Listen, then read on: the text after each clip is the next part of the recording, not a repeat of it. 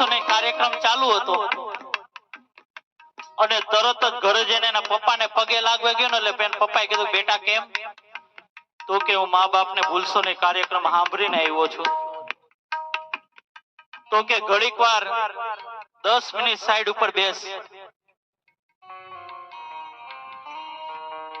10 minute નું કઈ નહીં, પિતા ઓરડાની અંદર ગયા. ઓરડાની અંદર તો ગયા અને 20 મિનિટ પછી પાછા આવ્યા. એટલે દીકરાએ પૂછ્યું કે પપ્પા તમે મારી 20 મિનિટ શું કામ બગાડી? પપ્પા તમે મારી 20 મિનિટ શું કામ બગાડી? ત્યારે બાપે કેવો જવાબ આપ્યો ખબર? કે બેટા મેં તારી 20 મિનિટ નથી બગાડી દીકરા, મેં તારી 20 મિનિટ નથી બગાડી, પણ મારી 60 વર્ષની ઉંમર મેં સુધારી લીધી હો. તો કે કેમ? તો કે તું મને પગે લાગવા આવ્યો ને ત્યારે મારા મા બાપ ઓરડાની અંદર હતા. હું એને પગે લાગી આવ્યો, હવે તું મને પગે લાગી શકે છે બાપ? કારણ કે તમારે જો તમારા સંતાનને પગે લગાડવા હશે તો પહેલા તમે તમારા સાસુ સસરાને પગે લાગવું પડશે હો. કારણ કે આનું આ સંતાન જેવું જોશે ને એવું કરશે. પછી એમ ન કહેતા કે અમારા આવા દિવસો ક્યાં આવ્યા બાપ.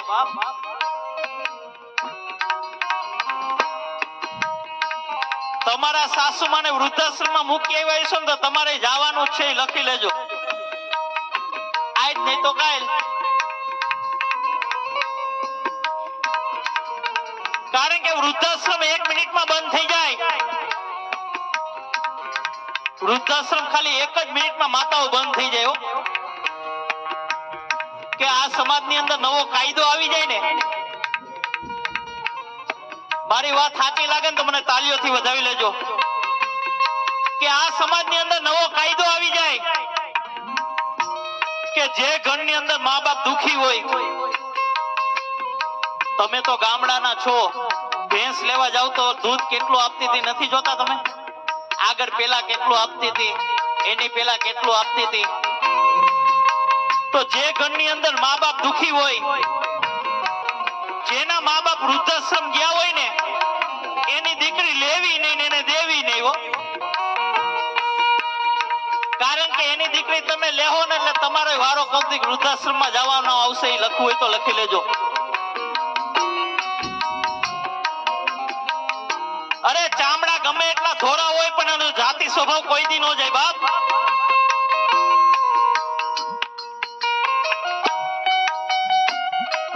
આ વૈશાખ મહિનાના તડકા હાલતા હોય ને, દીકરી ઓલી મોઢે બાંધીને જાતી હોય. આપણી જ બેન બાજુમાંથી નીકળી જાય ને કોઈને ખબર ન પડે. ખાલી પાકિસ્તાનમાં જ આતંકવાદી નથી, આપણે ઇન્ડિયામાં ઘણાય રખડે. અરે મોઢે બાંધીને 8 વાગે ચોપાટી જઈને બેઠી હોય, ત્યાં કોને ખબર કોણ રાહ જોતું હોય. ઈ બેન ને મેં પૂછ્યું કે બેન આ તું મોઢે શું કામ બાંધ? તો કે મારી સ્ક્રીન બ્લેક ન થઈ જાય ને એટલા માટે. પણ માતાઓ મેં એનું મોઢું જોયું તો અમાસની કાળી રાત જેવું હતું. રાતે આપણી હમી મળી તો આપણે ભટકાઈ જાય. તો કે મારી સ્ક્રીન બ્લેક ન થઈ જાય એટલા માટે. તો મેં કીધું બેન ચામડા ગમે એટલા ધોરા હશે પણ તારા દિલમાં, તારી જિંદગીમાં કઈક કાળો કલંક રૂપી ડાઘ લાગી ગયો છે ને તો આ સમાજ સ્વીકાર નહીં કરે. બાકી તું કાળી આઈશ પણ ગુણવાળી આઈશ ને તો આ સમાજ સ્વીકાર કરી લે બાપ. આજે માળવિયા પરિવારને આંગણે આવ્યો છું ને તો મારી દીકરીઓ બહેનોને એક જ વાત કેવી છે, ખાલી ગામે ગામ કહું છું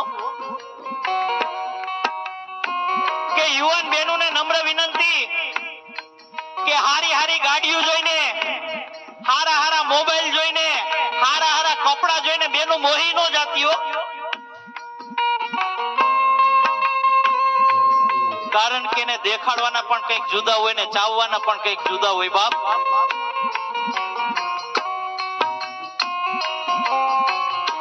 આ દુનિયામાં એવી આઈટમો 90% બગસરાની રખડે છે, કંઈક દેખાડવાના પણ જુદા ચાવવાના પણ જુદા હો. કારણ કે બેનો તમે અવળું પગલું ભરી લ્યો છો ને ત્યારે તમારા બાપના કાળજાના ગઠ્ઠા થઈ જતા હોય બાપ. કારણ કે બાપને દીકરી બહુ વાલી હોય. અરે બાપ માંદો પડે ને તો એક ફોન દીકરાને કરજો અને બીજી ફોન દીકરીને કરજો.